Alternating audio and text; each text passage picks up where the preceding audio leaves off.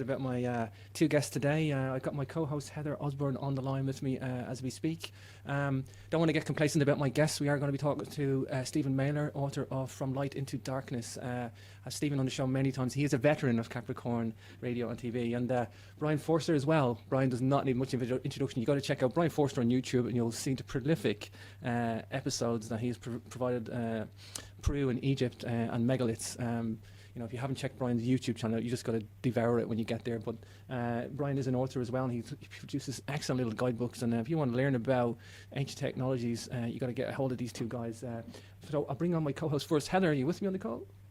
I'm here. It's great to be here, James. I'm really excited. I know two of my favorite authors and researchers. Yeah. I know you're a big fan of Mr. Stephen Mehler and Brien Foerster. I am. So it's great to have you here, Heather. Of course, you have read From Light into Darkness for today's show, so we are going to touch on a few of those questions again. We have had Stephen on the show for that before, but let's refresh on a bit of that. I'll bring on Stephen first. Hi, Stephen. Great to have you on the show again, brother. Thank you, James. It's great to be back. Oh, bro, with so much goes on in the world, it's like I disappear for a while, I get consumed, and I come back to Stephen Mehler, and it's like when every time I check in, I get an upload of what's happened. What's going on? What's new, Stephen? Where have you been? Well, we did a tour to Egypt in April with Brien. It was our third annual techno-spiritual tour. Sure. And like every time we've talked to you about our tours, and you were actually with us in 2013, James, for the inaugural techno-spiritual tour, we have found something new. We now, and we can get into this in detail, but we can upgrade the idea of the profound understanding of the ancient machining. We now have a harder material than granite to consider. Really? Stephen, you got to roll this out, brother. Don't keep me waiting. Well, okay. Many pictures of bowls have been pictured on the internet for years, particularly on Facebook recently. Yeah. Many of them look like they're a stone called breccia, Berechia. It's an agglomerate stone that forms in granite. It's dark with white speckles. Yes. However, we saw a particular bowl in the museum for many years, but in March of 2015, Yusuf Abdel Hakim Awayan, my beautiful brother who is the leader of our chemist school, said to me, come look at this bowl that was behind a glass case. He said he thought it was corundum. Unfortunately for us, we had our school geologist in the next room. I called her in, Susan Moore, who is now, we will talk much about her. She is featured in Brien Foerster's latest video on the Sphinx. I've seen that. She's the school geologist now. She came in, she looked at it, and she said to Yusuf, you're getting good. So what this means now is we have bowls that are not pure corundum. Pure corundum would be red like ruby, would be like sapphire. It's a mineralization of this stone, very, very hard. However, we now believe that they had bowls that had corundum mixed in it. So therefore now, that scale would be 8 to 8.5 on the Mohs scale, MOHS, granite being 7. So now we have another smoking gun. They worked in materials even harder than granite. That's incredible. I always thought, well, I know it depends on the granite, and I always thought the granite was 8 to 9 because of the crystal content. No. Quartz is 7. Quartz is what gives granite its hardness. Okay. Feldspar is 6.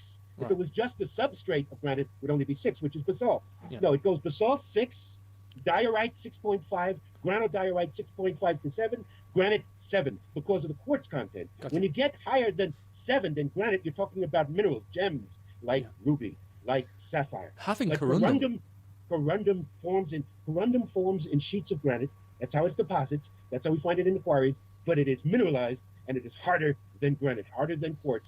You're looking at 8 to 8.5. Pure corundum, 9. That's incredible. I actually, believe it or not, for some strange reason, I know all about corundum because my ex was a Virgo and I'm a Cancer, and I bought gemstones which were ruby and sapphire, and ruby and sapphire are the birthstones of Cancer and Virgo, but they only differ by color because of some impurities. So, and they're exactly. Like a corundum.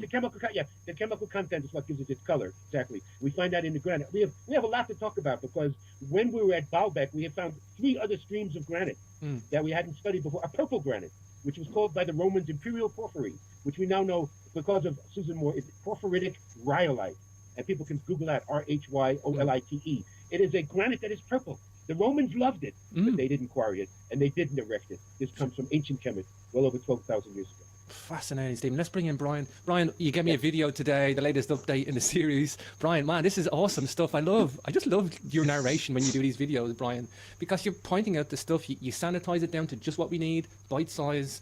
It's wonderful. And you brought in Susan Moore. I actually have seen the video today, so funny that you mentioned that, Stephen. Great video as well, Brien. we're looking at tunnels underneath the Giza Plateau at the Sphinx, and you look like I like the way you point out in the front of the paws. There looks to be some sort of a change in the bedrock. Yeah, well, actually, it's really important to go to Egypt and multiple times if possible. But I was simply standing on the wooden platform, which is in front of the pause, and Mohammed Ibrahim came up to me and he said, "Look down. That section of a wooden panel can be removed." Mm-hmm. And I said, "Well, what do you mean?" And he said that late at night, or the reason why they put the wooden paneling down there is not simply so that people can walk on it and keep their feet from getting dirty. It's because they've already had access to the tunnel system underneath the front paws. They do this work very late at night, and that's why the Awiyan family, who live across the street from the Sphinx, say that at 1 o'clock in the morning, these giant lights come on for maybe an hour or two and then turn off. And all this machinery is up there at night. It's because they're secretly digging underneath the Giza Plateau, and then in the daytime, the wooden platform is put back in place. I have seen that there is evidence. Yeah. Wow, this is crazy, guys. This is. And this goes back to the 80s. This is not recent. This goes back to the 80s. Some people put up on Facebook today, "Oh, Zahi Hawass was digging illegally the last couple of years of his tenure." No, he was digging illegally for 30 years. Hakeem used to keep me up late at night so I could witness just what Brien said. They come on the plateau at night with machines, with lights. That's when they've been doing their digging for years. Yeah. I know there was a controversy, and I see this in the video too, Brien, where you can see the drill cores that went underneath the Sphinx at different angles, and there's little caps to block them off. Didn't they drill at really stupid angles that they would never catch? They would never catch the chamber. So, there's no chamber there, because, well, there wouldn't be if you drill at that stupid angle. I mean, if you went down at a certain... and you can actually see that in your video, Brien. You illustrate that very well. You can see all the different angles that they drilled at. I have actually old footage of that. I have old footage of that somewhere on the channel, Capricorn TV. Well, also they were drilling in what would be inappropriate places, because they were drilling halfway down the body of the Sphinx, not around the front paws. But the great thing about physically being in Egypt is that you walk past all of these capped tubes or core drills, and that's why I filmed it, because there's the evidence right in front of me, and there are at least 5, if not 10, of these things there. So, and of course, opening the little hatch in the rump part of the Sphinx and looking down. Luckily, it was loose that day and nobody was around, so we just pulled it out, looked down. There's a ladder going down there, and there's more of your evidence. Wow, I see that. Yeah, I wish I had been there with you at that moment, because I could have added the point that in the 1980s, Mark Lehner went down there with Zahi Hawass. There was an NBC special in the late 80s, narrated by the late great Omar Sharif, that they actually went down there. So Lehner has been down there, and it ends in water. That's why they couldn't go any further. It ends in one of the water tunnels, but they've been down there since the 90s. Incredible. Heather, let's come in at this point. I promised you a show with Mr. Stephen Mehler. Here we are. You have the floor. Another interesting thing that you point out early on in the video is, Robert Schoch's theories about water erosion and an off-the-record date. If you could share some of that information. That's more Stephen's area to discuss. But I think the great thing about doing a video like this is that we had a geologist standing next to us. So when people say, "Oh, I think it's 5,000 years, I think it's whatever," it's like, well, let's turn to the geologist. And Susan explained it quite well: water erosion versus wind and sand erosion. So yeah, this is really Stephen's topic. But as Brien showed adequately in the video, because Yusuf mentioned it and then I did, there are several dates that Dr. Schoch has given because of his academic standing. When he first did the work with John Anthony West in the early 90s, he had to put a conservative date because of his academic, he's still a professor at Boston University. So he said at least 7,000 BC. And that's the date that Brien gave in the video. That's the first date Schoch said. Has to be at least thousands of years older than Egyptology says, because there was no climate to do that. But Schoch knows there was no climate to do it then either. He has given 2 other dates. As he mentioned, it's also mentioned in the video, he took Yusuf on the side and he said, this erosion could be 80,000 years old. When he first came to Egypt with John Anthony West told me this off the record. You don't tell me something off the record when it has information like this. When Robert Schoch first saw the erosion in the back wall of the Sphinx, he turned to West and said, "My God, this could be 100,000 years old, but don't quote me on it." Okay? So that's why there's different dates. Because of that. You help others to find. As I mentioned in the video, when I was with our geologist Susan Moore last year, I discussed this event, which is part of the paleoclimatological record that 30,000 years ago there was a major event. It's called the Mousterian subfluvial. Anybody can Google it, can find it. I did it. It's included in my first book, Land of Osiris. I had to look it up before that. Around 30,000 years ago, there was severe rainfall in Africa for thousands of years. And as Robert Schoch, Dr. Schoch, brilliantly stated, the type of erosion that's seen there cannot be just from a flash flood or a flash rainfall. Some of the hardest layers of limestone, which are its sedimentary rock, forms in layers, some hard, some soft, some harder, as I mentioned. The hardest layers are the most eroded. So he has postulated only water beating at an angle severely for thousands of years could cause that type of erosion. So the only marker we have geologically is this date, 30,000 years ago, meaning the Sphinx, as Brien again said in the video, she had to have been carved way before that, for that erosion to have occurred 30,000 years ago. Abdel Hakim Aoyan, the founder of chematology in the Kemet School, gave us a date for the Sphinx of 54,000 years. I have been saying this for 20 years. No one yet can prove that wrong. Wow. The rainy climate around 30,000 years, is that our best window? I mean, you could probably double that or whatever for the 80,000 year one. I mean, I know John Anthony West. John Anthony West likes it to go back a precessional cycle in terms of the going back 12,000 years plus a precessional cycle. Yeah, but see, here's where we disagree with John Anthony, because he sees the Sphinx as representing Leo and Virgo, meaning there was astrology when the Sphinx was created. Abdel Hakim tells us the Sphinx was created 54,000 years ago. There was no age of Leo, there was no age of Virgo, there was no precession. There's no evidence that humans practiced astrology or astronomy before 8,000 BCE. Barbara Hand Clow was the first one who stated that. I agree with her. Shwala Delovich, John Anthony West's main teacher, stated that. There's no evidence humans practiced astrology or astronomy before 8,000 BCE. People can argue that. We get into arguments about it. But we don't see the Sphinx representing any astrological sign. She is Tefnut, an aspect of the Great Mother. That's it. And it was a lioness human face originally that would have looked like Sekhmet and Mut look to us today. Sure. Yeah, I know. I spoke to actually Barbara Hand Clow quite recently. I had her on the show, Stephen. She's back on again next month actually for her new book. But she has developed this idea of catastrophobia.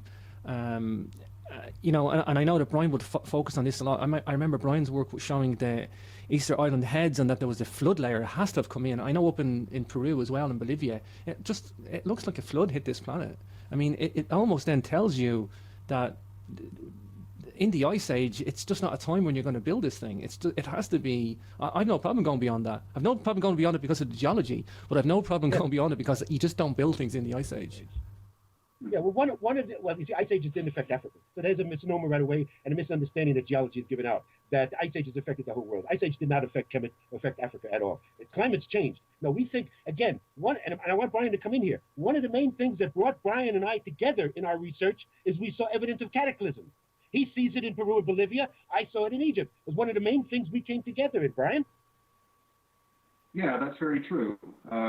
Also, when Robert Schoch and I were together on Easter Island, he said to me, after looking at 3 different of the megalithic works there, because there's a lot of Polynesian construction, of course, of small chunks of volcanic material where they piled up walls, but there are 3 very distinctive megalithic features, and he said, I have a problem in dating these at 12,000 years plus.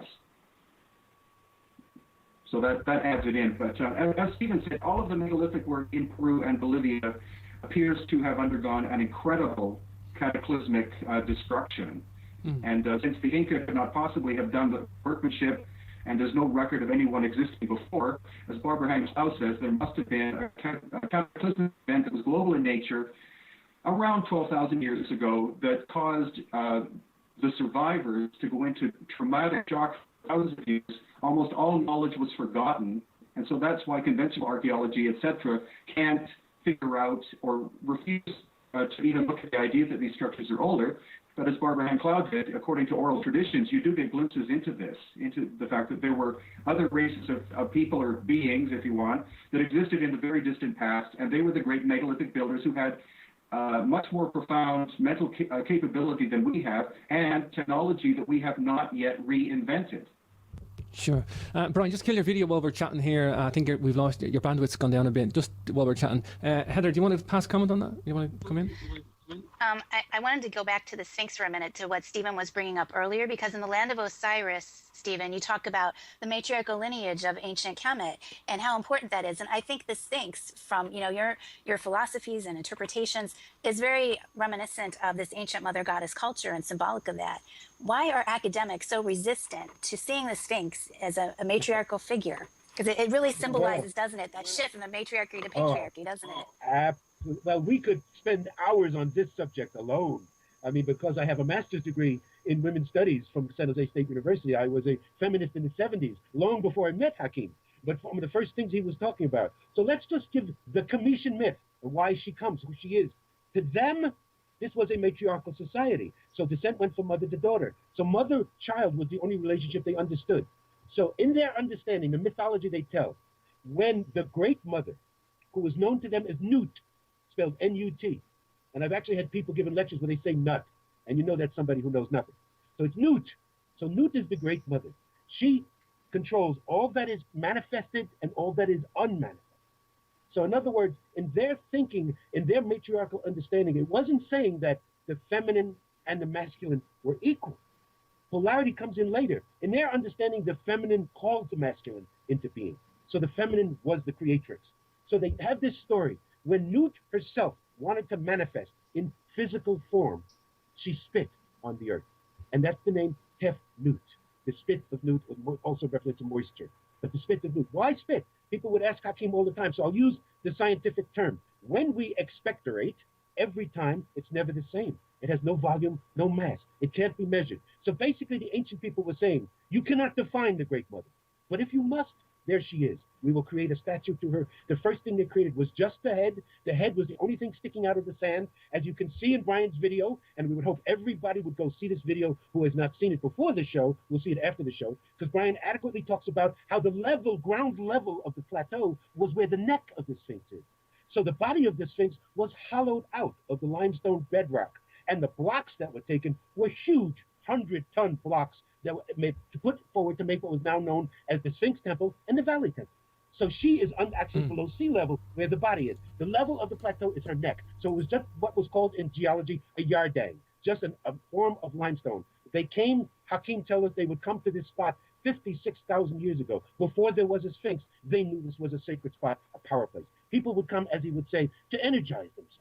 But when she wanted to manifest, when they got the idea of creating the physical form, they carved the head. And the head would have looked like, as I said, like it's a human lioness combination. Because if you folks go to the temple of Karnak, as we've taken our group every year, we always take our group, and you look at the statue of Sekhmet in her chapel, and you look deeply in her eyes, you will see that they are human eyes. They are not cat's eyes. So it's a human lioness combination.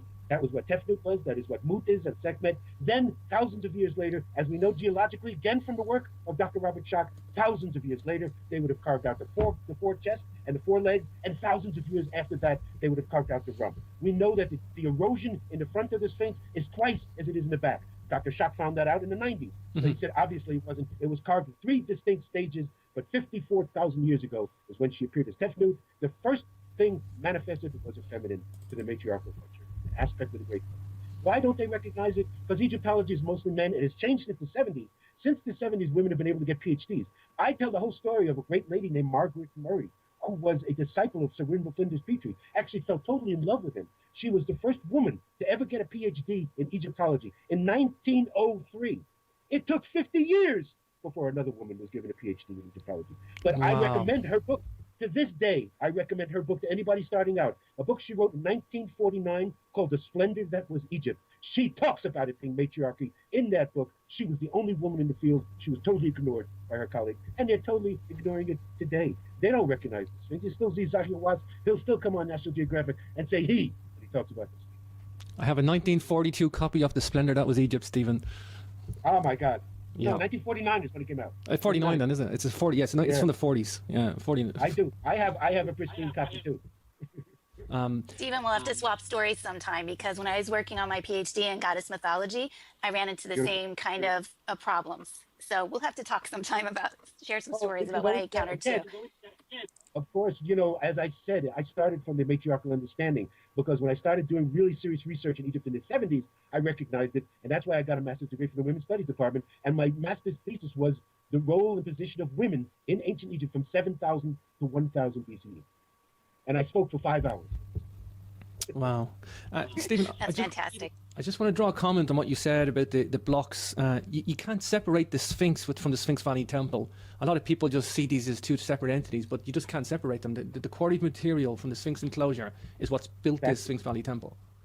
And we had to show that to Susan Moore last year because she did not see that at first.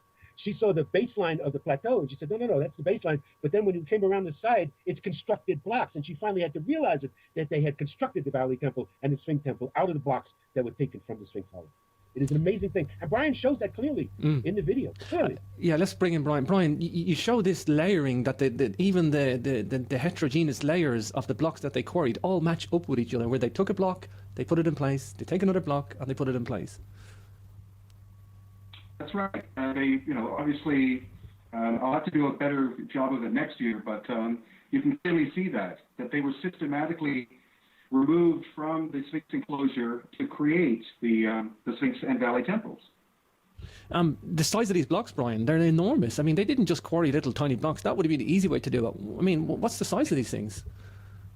Well, I would estimate 10 to 40 tons.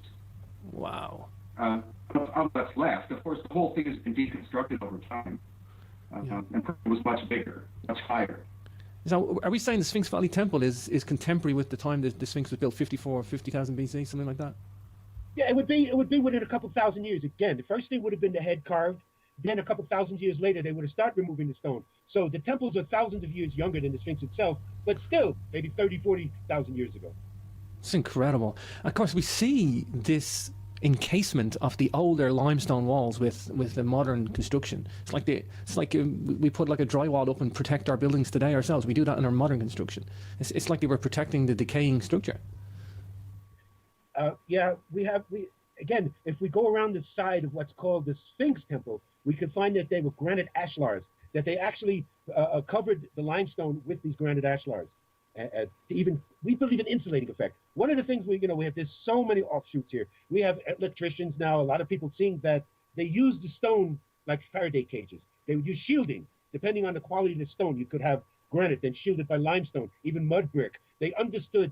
I mean, and again, this is why Susan Moore and Robert Schoch, to have geology, I mean, to me, to be an archaeologist and not study geology is blasphemy. I cannot understand how these guys could go out in the field as archaeologists and not know any geology. I just cannot understand that because they're constantly getting it wrong. Once we understand the stone and the quality of the stone, we even can have better understanding of how they used the stone because they understood the intrinsic qualities of each kind of stone. And we're seeing so many different kinds of granite. You just can't say granite, James. We can identify 4 or 5 now different types of granite that they use. And granodiorite, it's a whole other thing we learned. Diorite that's turning into granite. That becomes 6.5 on the scale. Diorite, it's 6. I mean, it goes on and on and on. How they use stones and this Brescia that they loved. And now we see that they had no problem machining the finest. I can send you a picture of this bowl. Please send you a picture, Stephen. Chris Dunn is analyzing it now. He said the machining is unbelievable. And it's in corundum. I mean, it's 885. Corundum. When you say corundum, it's like, it's incredible. It's like... That's off the wall. When Yusuf said that, I just almost dropped to the floor. And when she came in and she verified that all bets are off. If you There's nothing these people...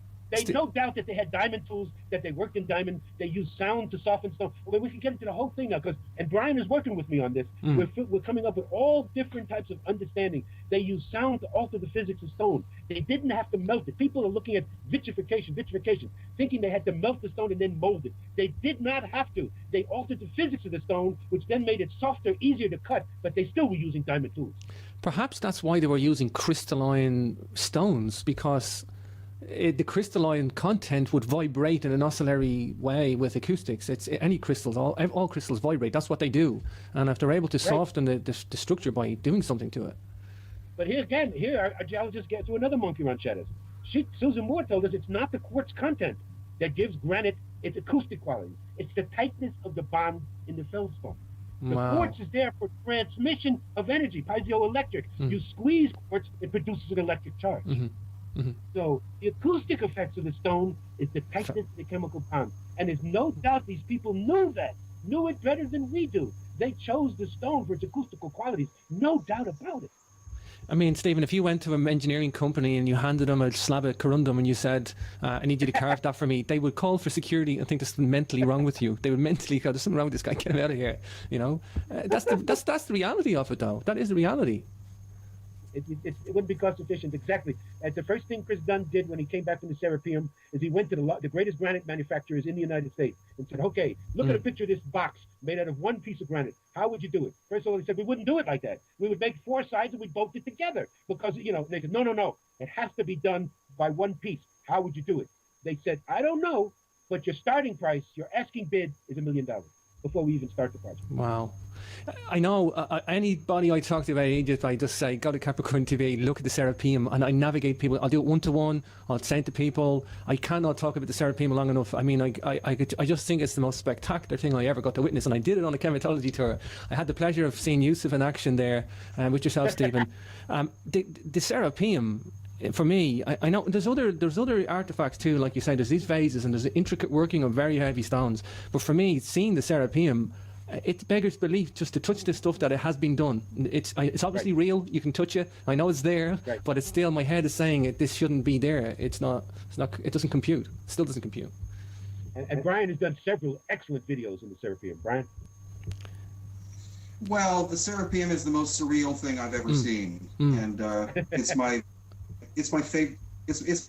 favorite place because it's just thankfully it's been open now for I think 2.5 years, but you have these 20, I believe it's 27, isn't it, Stephen? There's 33 niches, 27 boxes. Right, and the just the level of precision. That was my previous video where I interviewed Yusuf in the Serapeum, and he showed quite distinctly the difference between the really crude etching on the surface and the machined surfaces. And clearly, whoever decided to put the hieroglyphs on did it much later in the construction of the boxes. That's what we find also in Peru and Bolivia. You find the famous cultures such as the Inca discovering an abandoned ancient site and adopting it, and that's exactly what the dynastic Egyptians did. When they moved into the area, they found certain structures there and adopted them, renamed them, and in some cases reused them. And that's also why we can completely, and for the last time, throw out this idea that the Great Pyramids on Giza were tombs, because certain aspects of them, the shafts and chambers, were used by the dynastic Egyptians, because why would they cut a hole in the ground when the hole was already there? Sure. Brian, just switch to audio only while we're chatting there, because the video's breaking up anyway. Sorry. No, you're fine. You're fine. We hear it anyway. We hear you loud and clear. Just go audio only. Okay. Heather, you want to comment on that? Sure. You want to come in? Yeah, Brian, one of the really fascinating things that Yusuf brought up in that video to go against traditional academia was he pointed out that it would have taken 20,000 men in order to carry just one of those boxes, and they wouldn't even have fit through the tunnel. So I found that really fascinating. Yeah, well, actually, Erdal, they figured out that because he did a lot of work on Easter Island trying to figure out how the giant moai were moved. So they had a 1-ton block of stone, and he figured out that on a flat surface it would take 15 men to move that one block. You have a 100-ton block, then of course you multiply that number by 100. And even greater accomplishments such as the Colossi of Memnon, that each one of those seated figures was one piece of stone. The stone was moved from the Cairo area, and they weigh at least 500 tons each. Wow. It's like they don't care about the weight. They couldn't care less what it weighs. And to tell you, James, where we really saw that most evident was at Baalbek in Lebanon. I mean, this really throws everything out the window. Let's talk Baalbek. I actually got Brian on Baalbek before on a different show. Stephen, tell me your experience of Baalbek. This was number one on my bucket list. I mean, since the 70s, I've been wanting to go to this site, and it was more than I could have expected. And it's the amazing thing to me, as they date this site, the Lebanese archaeologists and all of archaeology, 67 BCE as a Roman quarry. Roman quarry. And here we're looking at 1,200-ton blocks of limestone that they threw around like they were Lego blocks, like they were toys. We found a wall in what became a temple of Bacchus to the Romans. Of course, the bottom wall was way before the Romans, that there were 4 blocks in a row of limestone, at least 800 tons. That's incredible. Amazing. We saw columns of this rhyolite, purple granite, that had to be at least 100-ton blocks. I mean, the amount of tonnage we saw, unbelievable. And due to some work from the German archaeological mission in 2014, they cleared away some of the dirt. We found that there is the so-called famous one is the stone of the pregnant woman. I'm sure Brien talked about. That's the one that we know is 1,200 tons. Underneath it is an even larger one, estimated to be 1,500 tons. And they were doing this all consistently. So obviously weight and the quality of the stone was not a problem. If you think about it from the engineering standpoint, as you do, you have to think about the difficulty of the job. And we had some great engineers with us in April when we were there. And this Alex Mock from Britain, great engineer, great to interview because he's just been to Bosnia and he can have a lot to say about that. But that's another story. Sure. But he was with us and we talked about the engineering feat itself to move these stones, cut these stones, and they always cut at this 26-degree angle, just like the shaft of the Great Pyramid. The unfinished obelisk at Aswan is at the same angle as the stone of the pregnant woman is at Baalbek, 26 degrees. What is about that angle? And pointed out that makes it harder to move because the weight gets concentrated at the bottom. If you have a flat stone, at least it's easy to move. No, they moved it at an angle. So obviously, the idea that Abdel Hakim gave me in the mid-90s that they had to produce anti-gravity, obviously. That was the case. Edward Leeds Scanlon knew that. Other people have known it. You've no other choice. I mean, if you want to, I think that one of the most beautiful things about the humanity on this planet is that we have mysteries, because mysteries appeal to everybody. It doesn't matter who you are. Right. His mysteries appeal to everybody, and we got some pretty big mysteries on this planet. And megalith is megalith is the first stop. I mean, you got to megalithic constructions. Look at Lebanon. I think they're discovering unfinished obelisks in the quarry. There's one or two extra ones. They're saying 1,400 tons. Is that right? Yeah, 1,500 tons. We saw them with the two extra ones underneath. They cleared the sand away in 24. They said they did an excavation. I don't call that an excavation unless you totally liberated something. But they cleared enough dirt away so that you could see there's two other obelisks that they had started underneath the pregnant stone woman, and one is estimated to be 1,550 tons. You know what? I think whenever archaeologists make a mistake, like saying that the Romans built this, I think they should get slapped in the face. Just slap them in the face. Anytime they come up with nonsense. More than that. just stop speaking nonsense. It's like. But the key criticism is, okay, if the Romans had built this site with this imperial porphyry, with these 1,200 blocks of limestone, with this incredible stone, here at Lebanon, hundreds of miles away from the capital, wouldn't you have seen similar or even greater in Rome itself? Yet in Rome, there was no megalithic stone at all. Romans could not do it, period, end of discussion. Yeah, I mean, the Romans lifted some bits. They lifted a bit of tonnage, but they weren't interested in big stones. They didn't do big stones. They did it when they had to, like put a column up or something. But the tonnage that they lifted, they weren't looking for heavy tons. People say that they would have actually broke those blocks up and those unfinished obelisks and used them for smaller materials. Nicely perfect. They couldn't do it. They couldn't break them up. They didn't have. We see that. We see that in the unfinished chime in here, please. Yeah, we see that in the unfinished obelisk at Aswan. They attempted to attack it and break it up, and they couldn't do it. No, it's not just that. Baalbek is an incredibly complicated site. It's not just the big limestone blocks. It's the fact that there are granite columns there, at least 200 of them, and the stone. If you feel the surface, unfortunately, they're all broken, like almost every ancient site on the planet, because one group of idiots decide to move in and beat up another group of people. Yeah. But if you feel the surfaces, each one of those columns was turned on a lathe. Some of them are 20 to 30 feet tall, well, at least 20 feet tall, made of one solid piece. And Susan believes that each one of those columns came from Aswan. So that's a distance of 1,000 miles. Wow. That's not something that the Romans would have maybe moved like 4 or 5 from Egypt if they wanted to show off. But more than 200 of them. And again, the cheap explanation from our guy, who, is an academic, when you say, why did the Romans build on such a scale? Again, these really bad answers come out from many archaeologists. And the official statement is, it's because they wanted to show the local people their prowess. Right. In other words, they have no idea what the hell was going on. Wow. And again, just to add here, I highly recommend everybody go see Brien's videos on his YouTube channel that he did at Baalbek. Because as he's saying, we clearly show that Roman columns are in sections, just like the Greeks do. You go to the Parthenon, you go to the Greek sites. The Greeks had a great civilization. They did great work, but their columns are in sections.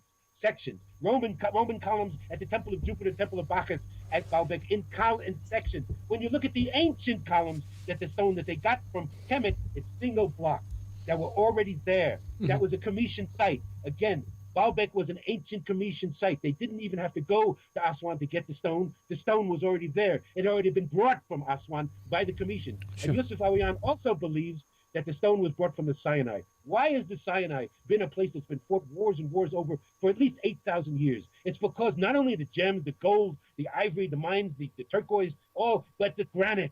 There's at least, Yusuf believes at least 5 to 6 different types of granite that comes out of the Sinai quarry. He thinks the syenite we find at Aswan is also in the Sinai. He thinks the rhyolite that we found at Baalbek, purple granite, is from the Sinai. We have to do a Sinai quarry tour. It's in our plans. The Kemet School is just in its infancy. There's so much more we're going to discover every year. Sure. Heather, jump in there quick while you get a chance. Yeah, you both brought up some really interesting comparisons between Egypt and Peru in terms of cross-cultural communication or, things going on between the cultures. How about in terms of the use of sound for engineering and acoustics and healing? What kind of parallels have you both found in your research in regard to that? Brian. It's exactly the same thing. I wouldn't say that whoever did the work in Peru and Bolivia was the same people, but they were on the same level of incredible intellectual, well, not even intellectual, mental capacity, capability, which is beyond us. And that's what you have to take into account. Some of the construction techniques that were used in Peru and Bolivia are beyond 21st century technology, which almost nobody will accept because we think that we're the epitome of existence. And as Stephen knows, and as anyone who's studied any oral tradition knows, history goes in cycles. Civilizations rise and fall and rise and fall. And so what we're looking at are extreme examples of that, where in Egypt, Peru, Bolivia, and maybe a few other places on the planet, you had people of astonishing mental capability, physical capability, which is beyond what we can do. And that's why archaeologists won't even go near the subject, because they have to find some kind of explanation, but unfortunately their explanations 99% of the time run very short of the truth. And that's why we're doing scientific analysis. We have geologists, engineers, etc., because these are not places for one single discipline. These are places for multidisciplinary study as well. The right brain is equally as important as the left brain. So we also bring people who are intuitive, and when you take all of this stuff and put it together, that's when you get full brain function, and that's where resonance, etc., makes a lot of sense. Sure. I'm going to jump in there, guys, because we're coming up to the top of the hour, and I have a trip to Mexico in less than 2 hours, guys. So I got to pack a bag. But I've just done 3 shows back. Let me just say one thing to add on that. Brien Foerster does the best tours to Peru. It was so beautiful. He brought the Kemet School there last year. Brien takes people into caves that are filled with all basalt, incredible carvings of basalt. We toned in there was exactly the same as in the temples, caves, and tunnels of Egypt. Wow. Yeah. I want to mention the 2 tours as well, guys, as we wrap up. Great. Guys, I mean, the April, I got to come to Chematology again. It's been 2013? 2013, Stevens, when I was there with you guys, you and Brian. I know, it's 2 years went so fast. It's going to be 3 years then. Next, it's going to be 3 years by next April. I got to come for a 3-year reunion. Please do. Yeah, let's do that. Let's make that happen, guys. I got to make 2 big trips next year, one to Egypt and one to Peru. Bring Heather along. Heather, get over to Egypt. Definitely. I love it. But listen, guys, I mean, I love watching the chematology school, the Kemet School of Ancient Mysticism. I love watching it grow. It's evolving and it's growing, and it's attracting the right people. It's attracting the right people with like you say, you keep making new discoveries on each tour. It's amazing, James, you're right. It was an idea Hakeem and I had in the 90s. Yusuf and Patricia brought it to life in 2009. In the last 3 years, it has exploded. Yeah. Robert Schock is now doing tours with the Kemet School. Excellent. That's great to have. That's why I have Robert on board. I got to speak to Robert as well. He's got a new book coming out as well. Great to have Dr. Schock on board. The tour is next April. Of course, people can track the Kemet School of Ancient Mysticism on Facebook. I know you guys post there quite regularly. Brian, you're also going to do another chematology trip to Peru. Tell us a little bit about that. You have another one coming up next July. Yeah, it looks like we're doing it every 2 years, but it's great to bring Yusuf and Patricia and Stephen because of their great knowledge of the ancient, stonework, acoustics, etc. of Egypt.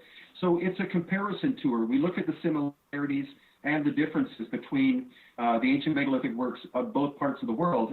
Again, I think that whoever did this work in both places were on the same level of capability. They may not have been the same people, But as far as I'm concerned, Egypt and Peru and Bolivia, as regards megalithic work, are the two most important sites on Earth. People keep throwing all sorts of, other locations in, but I've never seen anything as profound as those two major locations. I agree. For sure, for sure. Well, at chematology.com and hiddeninca.tours.com, where you'll catch everything there. Just check these guys out. Chemist School of Ancient Mysticism on Facebook as well. Heather, have you got any final comments before we wrap things up? I am just blown away. I mean, I could talk for hours to these two. So thank you for being here and sharing your wisdom with us. It's really wonderful. Thank you so much, and let's do it again. For sure. And Brien, Brien, we've got to talk to you with my show with Maria Wheatley as well. We want to do a show together, so just in case I lose you. But guys, great to talk to you as always. Great, just keep the wisdom going and keep the enthusiasm. Stephen, you got to be one of the most passionate people I've ever met, except myself. I think you could teach me what passion's all about. Like, but yeah, I love you guys. You know that. So thank you for your time today, and talk to you not too distant future. Have a very safe journey via Condios.